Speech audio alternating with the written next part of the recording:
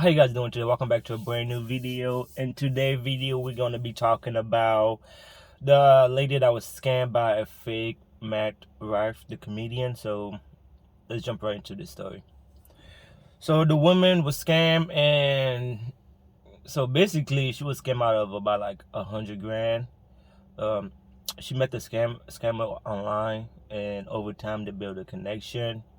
And you know how these scammers goes. You know, that's how they get you first. They go for your emotion, say all the right things, and then you start falling for them, and then boom, they hit you with that sad story like, hey, my mom is getting sick, or I'm finna lose my car. Can you help me out with a couple of thousand, or can you help me out with a couple of $100?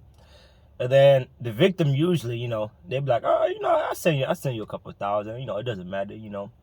I'm starting to catch feeling for you, so a couple of thousand, ain't gonna really do nothing but help you. So shit, if you happy, I'm happy. So they send the money, and then a couple months later, the scammer will ask again, come up with another sad story to try to get more money from the victim. So yeah, the scammer set up his profile just like the comedian. He had the comedian profile picture. He had the comedian bio. Basically, if you was at first glance, you would think it's the real Matt, but if you look deeper, you would start to see some flaws into the profile. So after a couple months, she decided to do her own research and look into if this was actually the real Matt that she was talking to. Found out that it wasn't, and the real Matt actually denied any involvement with the scam. He said, he didn't know the lady, he didn't know what was going on. He warns his friend to be careful out there, because there's people out there that's trying to make a quick dollar by using his image and his fame.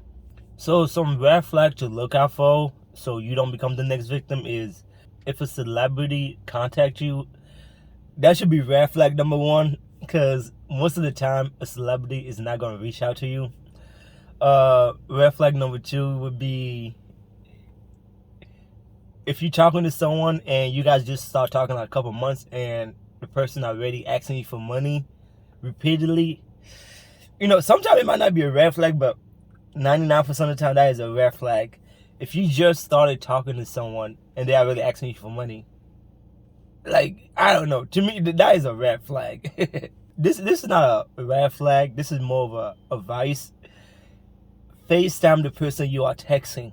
That is one quick way to find out if you're actually texting the real person. So FaceTime. Nowadays it's easy to FaceTime. It's so easy. Like, so many options for FaceTime. So use it. And if you find yourself being a victim, don't blame yourself, because you did nothing wrong. Someone just took advantage of your trust, and yeah. But if you find yourself becoming a victim, just tell someone, make a report, so there's no next victim. But learn from the situation, and moving forward, look out for this red flag I mentioned earlier.